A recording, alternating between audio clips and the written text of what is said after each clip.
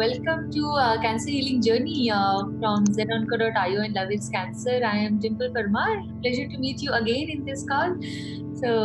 We started this project called Cancer Healing Journey Talks, where we invite people who have gone through the journey of cancer in some or other ways. They are affected by it, and to inspire other people, because when we work with patients, most of the time we hear that they need to know, they want to know more and more inspiring journeys, because it gives them motivation and will to fight with the disease. We have heard of your inspiring journey as well, so we thought, why not we have a conversation around this, and we will share with others, and I'm sure that it will help many other patients out there. We'll start with your introduction. I would request you to share your introduction, and when you were diagnosed, how did you take up the entire trauma of initial diagnosis? How did your family navigate with that? Can you please share this? Sure. Hi, Dimple. Thank you for inviting me here for this talk. And let's begin. My name is Vandana Mahajan, and I am a warrior. I call myself a cancer warrior. On the 29th of June, it'll be 11 years since I was treated. So it all started, in fact, how it began was a very coincidental finding.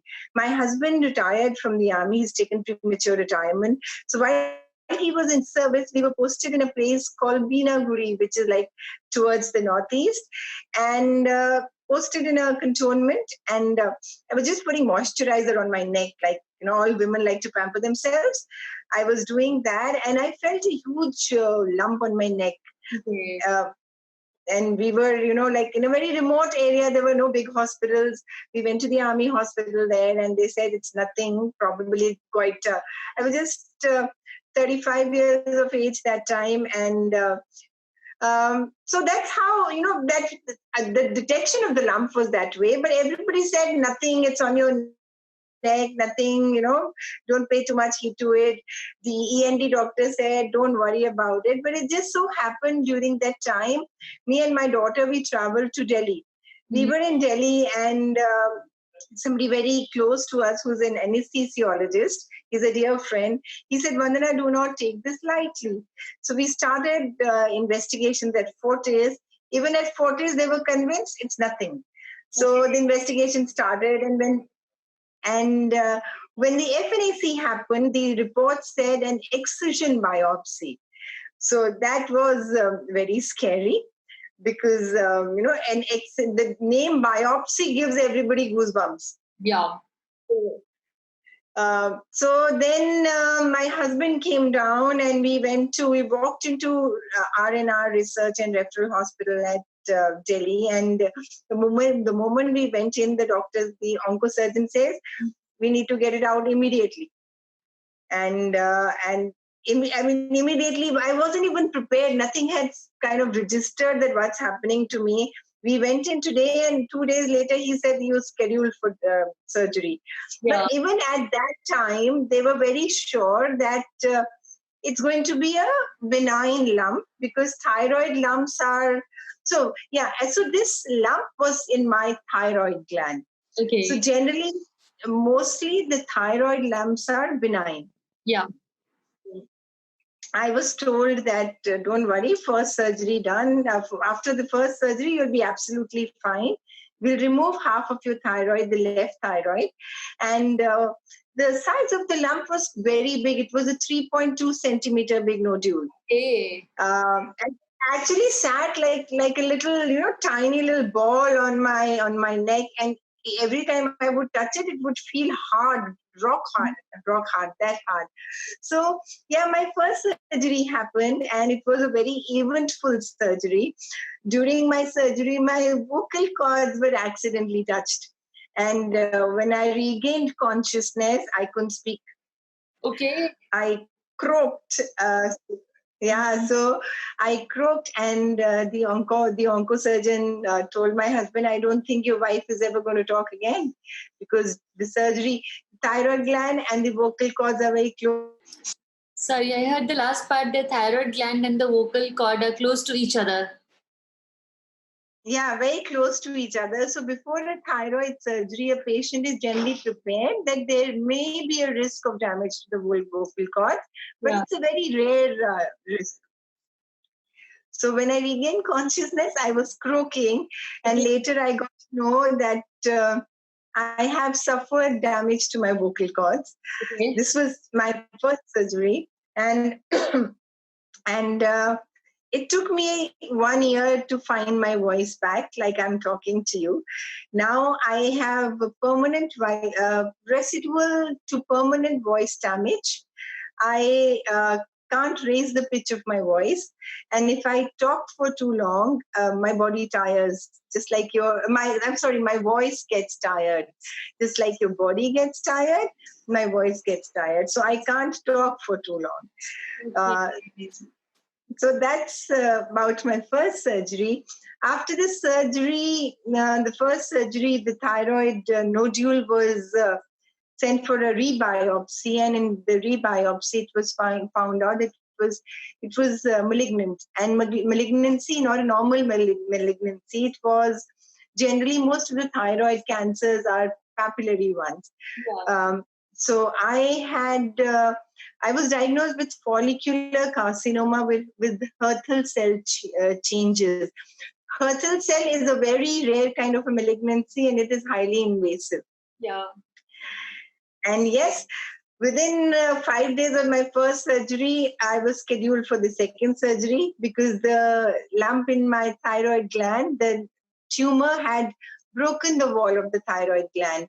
So there was the doctors were fearing that it had spread to other parts of the body, Right. and I was taken in for a second surgery to remove the entire thyroid gland. So that's how my thyroid glands were removed. My God. So, so while my thyroid glands were removed, accidentally my parathyroids were also nicked off. And again, I am presently 1% known cases in the world. There are not many known cases in the world like mine. I live without my parathyroids, which basically means that my body doesn't produce any calcium. So so if I don't eat my calcium, I'm on a very, very heavy dose of calcium tablets. If I don't eat my calcium today, I'll die tomorrow. So yeah, so that's how it is. Post my second surgery, when I was recuperating before my third treatment was to begin, 4 days into my second surgery, I developed something which is very rare. Very few cases all over the world are known about it. I was in the washroom, and my body started stiffening, like rigor mortis happens. Yeah. That my body started stiffening. So rigor mortis is generally what happens to a dead body. I got up and I told my husband there's something wrong. He called up the oncosurgeon, and the oncosurgeon was terribly scared. He said, "Get her immediately to the hospital." Things happened. I was rushed into the car. And when I sat in the car, I remember so vividly, my mom handed me a carton of juice. I couldn't close my fingers over it. Okay. My body gradually started slipping into rigor mortis while my senses were alive. So my entire body stiffened like a dead body. My cheeks went in like that. My eyes opened like that. My tongue stiffened, and my mouth was open. I was walking like that. I couldn't shut my mouth. Okay. And yes, and I think God wanted me to live. So we reached a traffic signal, and my husband actually said, "I don't know what to do." And I had gradually started slipping into unconsciousness. And I just indicated that on to the left of the signal, there is a hospital. We went there, and the doctor said, I was immediately put on IVs.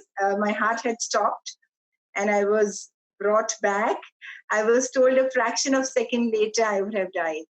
Oh. So that's when we got to know that my body no longer produces any calcium. And fortunately or unfortunately, heart is also a muscle. Yeah. So all muscles need calcium.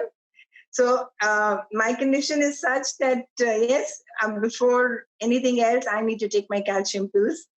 And like I say, I don't really complain too much about it. I say God has given me the power to control my life. And Yeah. very few people have that. Very few people have that. Wow. I'm just amazed hearing your journey. I mean, I heard it long back that you were mentioning about calcium and taking supplements every day, and I was like, yeah, maybe for the immunity and other things in the body. But oh my God, you're taking pills to survive each day. That's big thing. Yeah. So But I take about 15 pills in a day. I take 15 pills in a day, and it's been there for the last 11 years now. And as luck would have it, for me, the most important thing in my life is those pills. So of if course. I actually, people are surprised when I say, "Aaj nahi khaungi to tomorrow I will die." But that's the reality. If I don't eat my pills today, I won't wake up tomorrow. Oh my God. So that's just my surgery bit. So after this started my cancer treatment. Mm-hmm. So thyroid cancer is treated in a very different way. In thyroid cancer, first line of treatment for thyroid cancer is something known as radio ablation. Yes. Um, so that is a very, very painful procedure. How radio ablation is done, I remember when I went in. First of all, actually thyroid cancer is a very complicated cancer to have, because a lot of things, the preparation for treatment involves actually torturing your body. So as my thyroid glands were removed, my body wasn't producing any thyroid hormone. So my TSH shot up to 150. Okay. So people with 13, 14 TSH suffer a lot. So my TSH was at 150, which was a prerequisite for any kind of any kind of thyroid cancer scan. Yeah. So a thyroid cancer scan is known as an I-131 scan. Yeah. So for that, I had to be prepped up, and the first step was to be totally off thyroid supplements. Right. So post my surgery, no thyroid supplements were given to me. So my TSH gradually shot up. I was told to be totally off salt. I couldn't eat white salt at all for Yeah. a month. So I couldn't eat anything that's outside. I couldn't eat biscuits. I couldn't eat bread. Everything had to be homemade and without salt. Yeah. I used kala namak, but that's not the same as having white salt. Yeah. And the TSH so high, my body was used to be very sluggish. I couldn't eat even half a chapati. So that's how the preparation was done for an I-131 scan. Yeah. When I went in for the scan for the first time, it was a totally. I was actually thrown out of my gear, absolutely, because with chemo you know what's happening, but with this it is totally different. So when I went in, I was told a radioactive capsule will be fed to me, which is a marker dose. Yeah. How it was done was I was taken to a room, a stone-walled room. Yeah. A stone container was there was a stone container which was opened. From that, a tiny little bottle was taken out. The capsule was picked up with a forceps. It was dropped into my mouth, and the person who gave me the bottle ran away from the room. He said, "Wash it down with a glass of water." Why did he run away? I got to know because that capsule is a radioactive iodine capsule. So that is a marker dose to mark any remaining or growing thyroid cancer cells in my body. So I was radioactive. That means I was a hazard to everyone. I was told to stay away from anything that moves. So we went back home. After 2 days, a I-31 scan was done, and it was found that there were some thyroid cancer cells remaining in my body, and I had to undergo something known as radio ablation. Now, what radio ablation is you are fed a huge dose of radioactive iodine. So I went and I was made to sit down. There was a bottle this big in which there was a liquid, and there was a doctor sitting there, and there was a pipe attached to the bottle, and he gave me instructions. Vandana, drink every drop of that liquid. Remember, not a drop should spill out. Once that tube, you have had the liquid, ensure the tube does not touch anything around, not even the slab where it is kept. So that thing had, the liquid was highly radioactive, um, iodine in it. That's the only way to kill thyroid cancer cells. Okay. I drank that liquid, and I was so, unsettled that I by mistake put the tube on the slab there. And the doctor got so angry at me, he scolded me that you have contaminated the entire area. And that was the only time when I cried. I just, I mean, something like this happening is a shock. And on top of that, when somebody tells you that you've contaminated the entire area, I never expected that the treatment would be like this. Yeah. After that, they took me to a room, a makeshift room, because I research and referral, the defense hospital did not have a isolation room. Patients like me have to be isolated from anything that is alive. That means I was like the leak at the Chernobyl plant. I was that highly radioactive. I was shut in a room. The door was shut from outside. I could not meet anyone. I had to use a separate loo. My clothes had to be washed separately. I was admitted in a hospital. I did not have any caregiver around me. And my food would be brought to the door. There would be a knock on the door, the food kept outside. People would leave. I would open the door, pick up my food, and get it inside. So, since I was so highly radioactive that I could, we all know what radioactivity does. So, that 3 days in the hospital, I was admitted. On the fourth day, I was sent back home. And I never knew what radioactivity would feel like till I experienced it. The radioactive emissions from my body were measured with a meter. Right. Like, it is done in nuclear plants, that yes, I am emitting this much radioactivity. Right. So I was sent back with instructions that for the next 3 days, you have to stay away from everyone. Right. So that's how I was radio ablated. And post that, for the next 6 years, the scans continued. So each time, first was every 6 months. So the cycle was each time repeated. First, for the first 2 years, it was 6 monthly checkups. Then it became yearly. So every time I had to go in, because there is no regular checkup for that. A thyroid cancer patient has to compulsorily go through a I-131 scan. Okay. So every time, a month before the scan, stop L-troxin, stop Thyronorm, stop eating salt. Okay. So my TSH would each time shoot up to 150. Mm-hmm. And each time I would go there, a radioactive dose would be put in my mouth. I would be isolated. 2 days later, the scan would be done. So before my body could recover, I was ready for the next scan, because a TSH of 150 is highly. I remember my endocrinologist.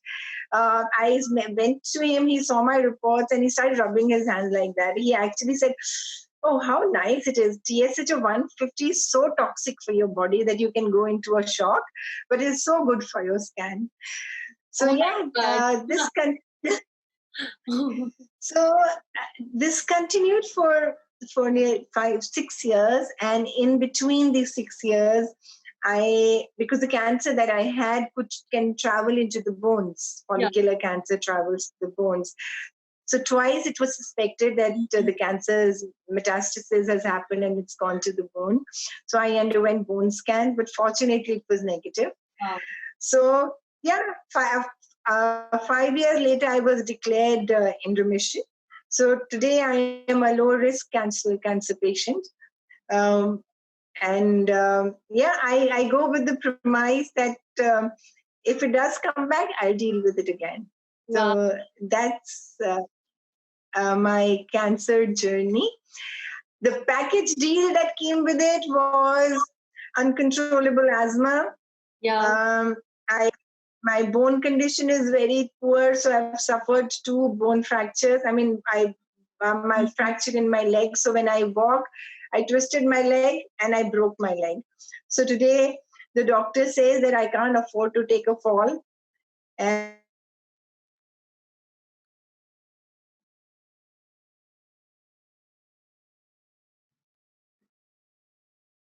Yeah, I heard the part where you said that doctor said that you can't take afford a fall and you might break your bone. yeah, yeah, because I've actually just twisted my ankle a little bit and I've suffered fractures. Oh, So though when a bone density scan happens, it's absolutely all right. But I live without parathyroids, and cases like mine are just known 1% cases in the world. okay. So doctors don't have enough documented data on how to treat a patient like me. So a lot of times I'm like a guinea pig. So they all say, "आओ हम तुम्हें treat कर देते हैं, आओ हम तुम्हें treat कर देते हैं," because they all want to maybe experiment on me. But I've been fortunate in I have got a very excellent, very experienced doctor who's treating me now, and because of her, I've stabilized. But yes, it has had a lot of fallouts. Like I said, I've got uncontrollable asthma. My bone condition is weak. I've developed arrhythmia. My heart has irregular beats. Um, and I think probably because of the cancer treatment that I went through, I've been diagnosed. I'm not overweight. I've still been diagnosed with varicose. And my digestion is extremely poor. I can't manage without, um, you know, taking pills for my digestion. And yeah, I mean, it is, and I have to undergo blood tests every 2 to 3 months, So there are so many pricks that are happening that I've forgotten, the count of it. But Yeah. yes, that's what my life journey has been like. Yeah, I'm just wondering, like with all these things you just mentioned, it has been going on from last maybe 7, 8 years. It's going to be 11 years now, 11 Dimple. years, right? And still today you are, there are a couple of things happening and you are taking medicines every day and then you have blood tests and many other things going on. So how do you really cope up with all the things which you have been dealing with from last 11 years and still there's a bright smile and that positivity on your face and you're doing amazing work for cancer patients. So how do you do that? So, I've never asked questions, Dimple. Last year, I was suspected to have blood cancer because once you've been through cancer, it can recur in any form, anytime, True. any form, in any. I underwent a lot of tests, but they were negative. This January, again, I developed some complications. The doctor suspected that there is cancer's back. So I went another PET scan this January. But again, I managed to give it a miss. But my approach is very, very simple. I take it as it comes to me. So in January, when I had to go for my PET scan, that morning, I went out. I'm a part of Pinkerton, so I went out with my Pinkerton buddies. I shook a leg. I danced. My leg was in a brace because I twisted my ankle, and I had a lot of fun. And I was fasting. I came back and I went in for a scan. So I've undergone nearly about 8 to 9, probably 10 scans. And each time I have gone in, for a scan, my attitude has been, since I know that cancer has the nature of coming back, it may or may not come back, but Yeah. the probability that it may come back is always there. So I've always gone in with the mindset, अगर वापस आ गया तो फिर से लड़ लेंगे. Wow. वापस फिर से लड़ लेंगे. Very well said, Vandana. I mean, touched by your journey. Hats off to you. A big inspiration to other people as well who are fighting with this every day. So, लड़ लेंगे इससे भी. Just before this, I was talking to somebody, a survivor. I would call conqueror, and she said that, Dimple, I'm not sure if I'm allowed to use this word, but I have already kicked cancers. But so that's enough. Yeah, amazing. So, who was your? Are you there? When you were asking me how do I manage, I have never asked questions, Dimple. A lot of people say, have you ever sat and wondered why me? I mean, not only cancer, why so many other associated issues? But I feel that is such a waste of time. Yeah. What's happened by questioning or looking for answers, first of all, I'm not going to get any answers. There are no answers to this. And that is why I never dwell in my past, why it happened, why did God choose me? Because I honestly believe that I'm not a bad person. Mhm. Maybe it happened to me because it was destined to happen. Yeah. And there are things that you can't change, but when you encounter them, how you manage with those issues is what matters. Oh, very true. So that is what my attitude towards life has been, and that's how I move forward. That what's happened, there is no answer for it. But with what's happened, how can I make my life better and be able to serve others? So I feel my cancer has put me on the path to my calling. Wow. So that's how I feel it. You found your inner calling and purpose of your life through this experience. Yeah, and also I am working with cancer patients at Tata Memorial Cancer Hospital. Yeah. I'm associated with an NGO called Cope with Cancer Mother Trust. Yeah. I've been with them for the last 5 years now. Yeah. And I am presently working with the lung cancer patients at the palliative stage. So I'm a palliative care counselor. Okay. It's all voluntary work. It's pro bono. I take no money for it. And till before the lockdown, I was at Tata nearly 4 days a week. And also, I do interactive sessions for breast cancer patients. Okay. So these are post-op breast cancer patients, in which I talk to them about their issues, the cancer, because there are so many myths associated with the disease, so many. Yeah. So I bust those myths. I talk. It's a 2.5 hour module. So it's a 2.5 hour sessions every week, every once a week with breast cancer patients. Okay. At Tata itself, I do that. Yeah. And yes, that's where my heart belongs. And even during lockdown, Yeah. My patients, because I have young patients from the the thoracic department, and they've been diagnosed with stage 3, stage 4 cancer, and at that stage, lung cancer is practically impossible to cure. Yeah. So they have limited lifespans, and I hold their hand and I give them hope, because I believe till it's time to go, nobody's going to take you away. Of course. How do you help them? How do you counsel them?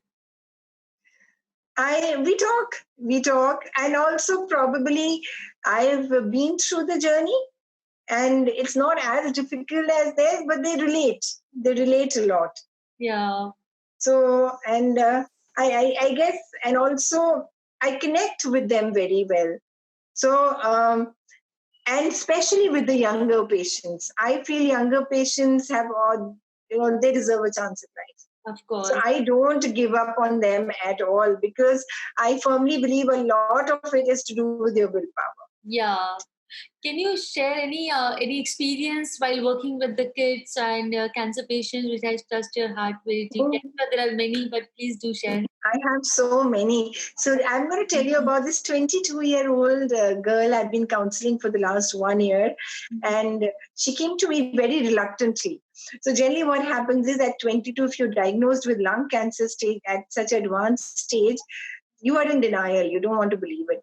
So at Tata, when the doctor told her, go speak to Vandana, first thing was she refused because it was just her and her father. Her mother passed away long time back to cancer. So she came to me and we got talking. And today, after an year, she says, I'm just like her mother too. I'm just like her mother. Wow. So that's the rapport we have. And I am just there, Dimple, for them. I'm just there to hear them. And also probably just by the virtue of the fact that I interact with some Tata doctors, um, sometimes they just need a reassurance, and maybe sometimes they need immediate advice from the doctors. So I act as a bridge. And most of the times it's just emotional support, because the medicine, as we all know, chemotherapy, radiotherapy, radioablation, they're all very painful procedures. So at that moment, they need that bit of reassurance that things will be fine. Yeah. I do that. And today, a month back, that young girl, they turned 23 now. She completed her chemo cycles, very, very difficult cancer. She's been, as of now, touch wood, been declared cancer free. She's just undergone a PET scan, and I'm keeping my fingers crossed that things will be well. Because because I remember the first time when the doctor sent her to me and I went back to the oncologist, he says, I asked her and he said one statement, don't get emotionally attached to her. Yeah. Because they thought she wouldn't. But I believe that positivity and hope plays a huge role in your recovery process. Of course. And thank you for sharing this again, because, last few days I've been talking to many conquerors. Yesterday we had Cancer Survivor Day as well. So again, a few points which are coming to me again and again, which are family support, positivity, hope, courage, right lifestyle, and then some other things as well. So as you rightly said, positivity, hopeful, it's very, very much needed. So can you please share about your experience when you were going through the journey? What all things helped you, apart from, of course, your husband's love and support which you had, and the right doctor's guidance? What other things helped you in recovery? My daughter was 12 years old that time, and she was a great motivation for me to carry on in life. And what else? Dimple, I firmly believe that family is a huge, huge support. You can't do without them. But my notion is also that until unless you choose to help yourself, family also can't do much. Yeah. So you have to, because that saying in English that only the wearer knows where the shoe pinches. So what my body goes through, only I can feel, not my husband, not my daughter, not my well-wishers. Yeah. So I have to make that choice that I won't give in. So that's what my attitude has been, that every time a new complication comes up, I take it in my stride. But I am very aware of my body, very aware of anything out of place that happens to my body, because I just keep one thing in mind, that I will never reach a stage when I become dependent on others. So never ever. So that's why I'm very aware. And I think for all patients and everyone across, why only patients, you have to you have to love yourself first. When you love yourself, the love of people around you automatically happens. So mentally I am strong. So that has helped. My husband, my daughter, my mom, my brother, sister, my dad when he was alive, they've been my dog. So yeah, they're a huge support to me. But I would say it's 50%. 50% they support, and 50% you've got to support yourself. Yeah. Because at Tata also doctors believe that if you are positive, if your body has positive vibes, it helps in controlling the disease. Right. So that's how I have dealt with it. And also, secondly, that's another thing which I actually picked up during my journey is to never complain. Yeah. Most of us complain about little things, and I feel that instead of complaining, if I've started counting my blessings. So when I count my blessings, then I feel, oh, life is worth it. So something like voice. So what if I've got my voice is damaged, I can speak. Yeah, something like that. Right. So I have chosen to take out the positives. At times it's very difficult. The body does hurt a lot. I have these uncontrollable bone pains. But ठीक है, can't do much because doctors don't have an answer to it. But I have an answer to it. I take a pill and I move on ahead in life. There's so many blessings to count on, then cribbing about the small things. Right. Absolutely. And honestly, when I go to TMH and I see little babies, young children going through the disease, I feel I am so much better off. So I've learned to count my blessings. That's helped me deal with my struggles. Wow, that's so nice to hear. Very touching. Very touching. And I have visited TMH many times, and you see the condition, and you feel like whatever things you have in your life, you are blessed with that. So count your blessings, appreciate every little thing you have. So wow. So Vandana, when you were going through the journey, is there any other, or after the journey as well, any other lifestyle changes or anything which you inculcate in your life, in your daily routine lifestyle? I'm sorry, I lost you. I was The asking that connection was lost. during the journey and after the journey, did you start new practices or any new lifestyle changes which you made in your daily schedule? Yeah, I did. I've always been physically very active. I mean, I was never towards the obese side or never wrong eating habits or poor nutrition. I think that's actually helped. This is my message to everyone. Irrespective of any disease that you get, please take care of your bodies. I have always this is what my mom says. Ever since I was a small child, I've been very particular about the food that I eat. So I think that's helped me a lot in dealing with the complications that have come my way. And even now, I'm very careful about my diet. I eat everything, but everything in moderation. And I exercise. I walk every day without fail. It's very rare that I don't walk. I do yoga. I do like a power yoga. I cannot do cardio because of my uncontrolled asthma, but I'm able to do most of the difficult yoga poses. I do that. And I actually just try to remain mentally happy because I feel if this compartment is happy, then you can control so many things. Yes, very well. Rightly said. Patients who are going through the treatment, they give at times most of the more importance to the medical treatment and very less on what they can do in the process of recovery. They can do yoga. They can take any physical activity, be it cycling or running or jogging or walking. They can eat healthy food, anti-cancer diet with right nutrition, good nutrition, and of course mindfulness comes with this, so maybe meditation or breathing or anything which you can do. So I wanted to hear from you, and thank you for sharing that these all things helped you as well in your recovery. Oh yes, they play a very important role. I think mindfulness and also I exercise. To have a healthy body is very important to deal with things because one has to realize that after going treatment as rigorous as this, there are permanent side effects. So what I was before my treatment, I will never be that. And as the body ages, the aging process is going to cause the normal wear and tear, and plus the damages that have already happened.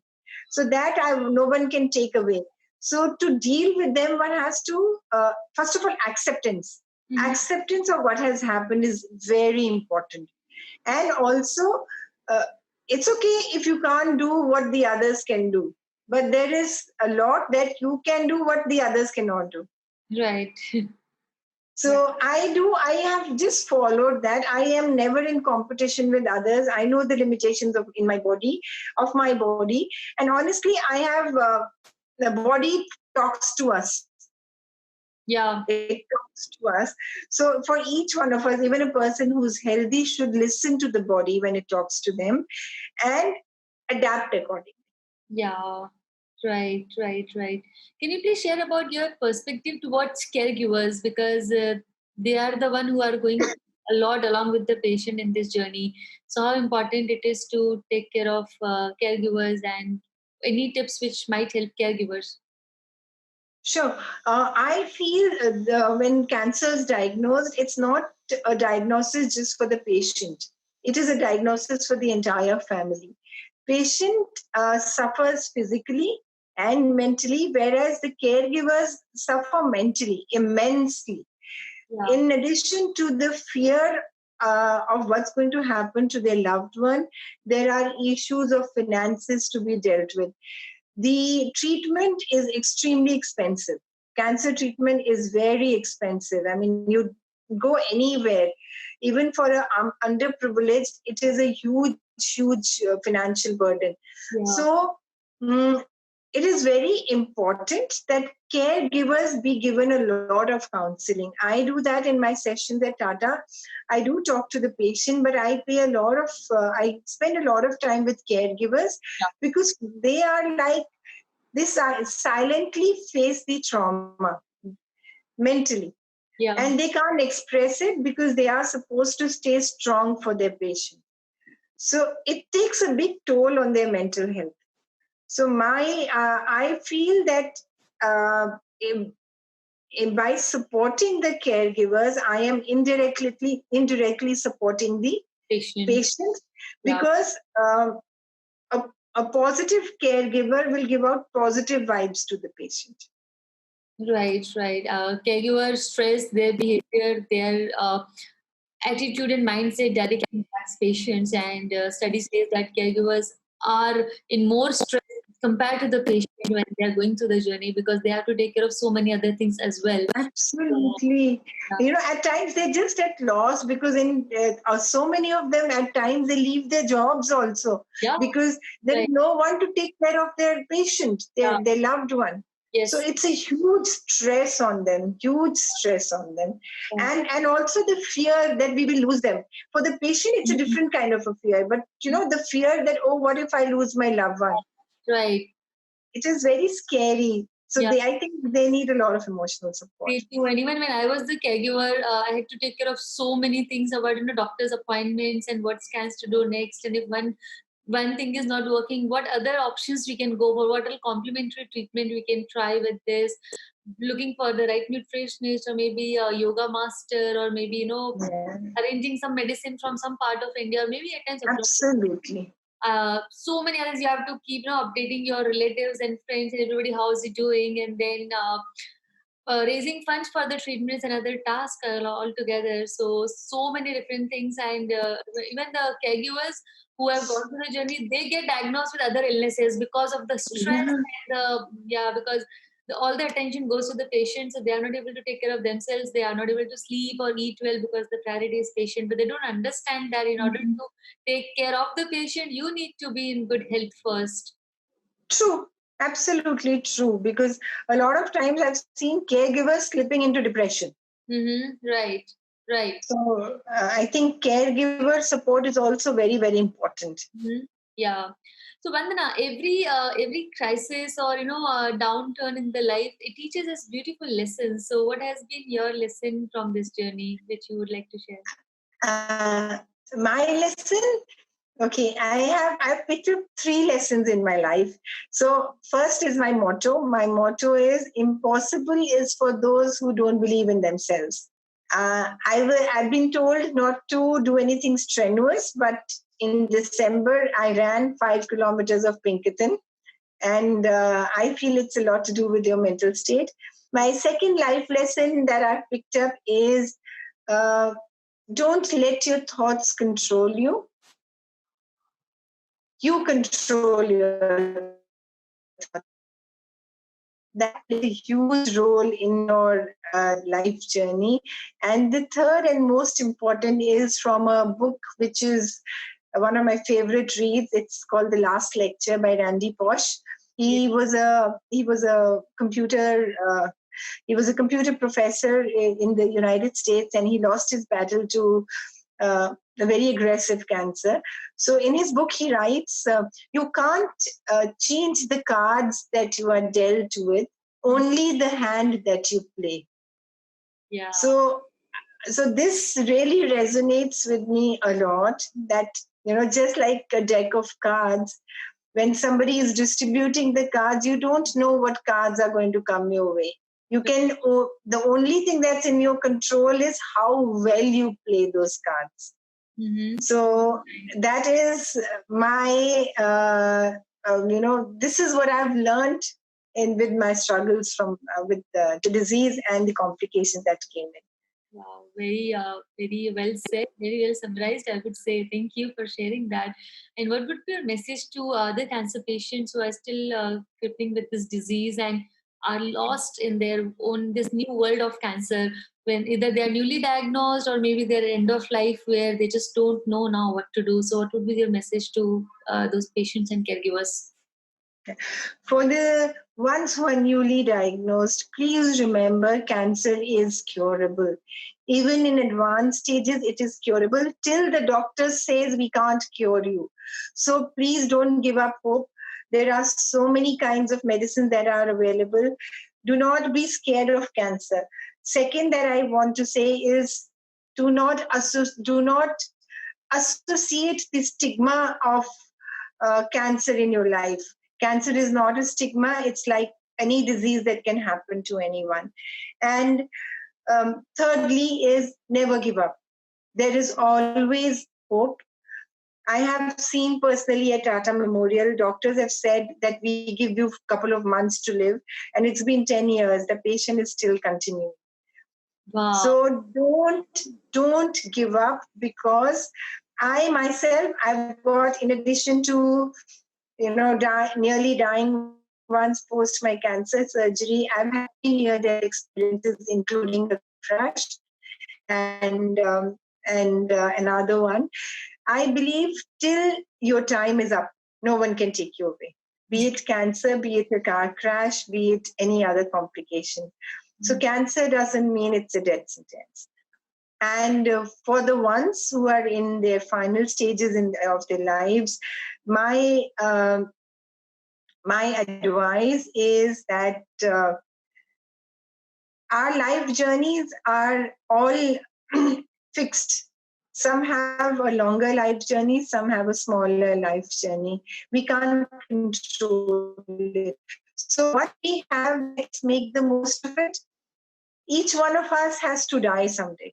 Some die early, some die late. Yeah. But the moments that are still with you, do not let them go by indulging in self-pity or feeling sorry for yourself.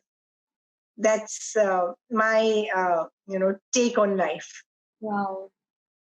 Thank you for sharing those deep and meaningful experiences and wisdom of your life, your journey.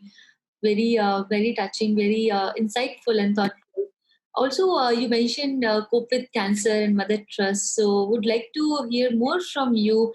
How do you help cancer patients with cope with cancer? And if any patients who need help, we can definitely guide them to you. So, please share that. Definitely. Cope with Cancer is one of the most genuine NGOs that I know. I was very particular about being about associating with an NGO because uh, generally what happens is an NGO is associated with a lot of things in addition to cancer care. But this NGO is dedicated totally to cancer care. We are a very small set of volunteers. It is was started by Dr. Anand Parihar. Dr. Anand Parihar lost his wife, Dr. Mandakini Parihar, to cancer. And that's how, the NGO came into being. We are all volunteers. We have a CEO, Mrs. Urvija Sangvi, and then we have a few more core members. We all work pro bono. All the charity that we get, all the donations that we get, I'm not too sure of the figures, but about 99% of the money that we get in donation goes for cancer care, goes to patients. None of us take any salary, nor even for transportation. We are providing free wigs to cancer patients all across India. Okay. We don't charge a single penny. Anyone can write to us, and we will courier without them the wig without asking for money for the courier. Okay. A lot of people are donating their hair to us all across the country. We provide financial aid to underprivileged and financially challenged patients at Tata Memorial Cancer Hospital. We are also aiding in surgery of patients outside of Tata. We are aiding cancer patients in general hospitals all over Mumbai. We have started funding for a very expensive medicine which is needed by lung cancer patients. We've started, the medicine is costing 88,000 rupees per month. So we've started part funding for that as well. Okay. And everything, all our resources are dedicated towards cancer patients. Amazing. The way you all are supporting cancer patients. And I was with Kishan once at Tata Memorial, and I met a doctor. I don't remember the name. I have his card from Cope with Cancer. He was at that department, the social service department, the tall doctor. So we just Dr. Anand Parihar. Yes, yeah. So we had a conversation with him, and he shared about Cope with Cancer. We exchanged cards, and then Corona happened. So glad to hear from you the amazing work which Cope with Cancer you and everybody is doing, and I'm very honored to have this conversation with you, which will inspire many others who are going through the journey. Any one line of wisdom you would like to share with all of us? You only get one chance to live. Make the most of it. Very well, very true. You get to live only once is what I say, and you said it. So, Absolutely. Pleasure to have this conversation with you around cancer. And what I take from your journey is courage and take control of your own health, and never give up. Just never give up. Cancer की तो ऐसी की तैसी. बिल्कुल इसकी poem likhi I don't have it handy with me, so the name of the poem is Cancer and I. So I could it's not here handy here, so उसमें मैंने cancer की ऐसी की तैसी ही की है. अच्छा, okay. Wow. No, it's good to see, different people, organizations, institutes, companies working in this field to help cancer patients, because we all know that how the importance of early detection. Like, you could detect it early while applying the moisturizer. Many people are not able to, and when it reaches last stage, third stage, fourth stage, how difficult it is to cure. So it's important to do early diagnosis. It's important to do right things after the diagnosis as well. And that's what we are also trying to do at Levels Cancer in zenonco.io, helping patients with integrative oncology, which is nothing but how can we find a combination between medical treatment and complementary therapies, so that we can manage the side effects better, we can improve the quality of life and extend life for patients. So pleasure to know that about your journey and the Cope with Cancer journey as well. I just want to add, like you said, early detection. I just want to add one line here, that most of us refuse to believe that it can happen to us. That is why the detection is so late. मेरे को नहीं हो सकता, cancer मेरे को क्यों होगा? So that is why we keep ignoring the signals our body is giving out. Uh, Cancers become so common these days. Yeah. So something which is not being diagnosed or something that stays for too long in your body should immediately be paid heed to. उसको ignore नहीं करना चाहिए, because that's how this disease comes in. So it's very important to believe that yes, it can happen to me and I will be aware. Yeah, right. So there are many early detection techniques available out there. We can learn from that. In fact, yesterday I got a call from Bihar that a girl from Bihar, she's a married woman, and she had breast lump, but she ignored it because of the taboo, and she was feeling shy to share with the family members. It spread, and then now it's a late sport stage with tumors in lungs, liver, and many other places. So, but she knew it already, but yet she ignored it because of the taboo around it. So we need to speak more about it. We need to protect yourself. In fact, Cope with Cancer in October launched a video in which I'm featured. We've taught, it's a video where we are talking about breast self-examination. Yeah, okay. So the name of the campaign is called Shoot It campaign. So the video features me. It's been shot on me since I work with breast cancer patients. So in that we've spoken about how breast cancer can be detected visually and physically both. It is so simple. Breast cancer can be detected at the right times without too much of fuss. So like you said, if only we can raise this awareness, make it reach that stage where, even in villages, every woman knows cervical and breast cancer can be detected on time, because, it is something that is outside of your body. It gives out symptoms, unlike other cancers that are growing inside our body. Colon cancer and all, right? Very true. So it can be detected early, and it is very much curable as well. So we need to spread more. Absolutely. I actually feel 90% of the time cancers can be cured. It's only 10%, and that's also maybe, their journey is meant to end. That is why it can't be cured. But 90% of the cancers, if detected on time, will definitely be cured. True. So, wow, I'm sure people will feel motivated, and they'll feel hopeful after listening to you. It's curable, the way you started this conversation, on a very positive note. So thank you so much, Vandana, for being with us today and sharing your life journey with us, full of wisdom, full of experiences and learnings. Thank you so much. It's been a pleasure talking to you, and thank you for inviting me for this. And take care. We'll connect again soon. Thank you. Bye-bye.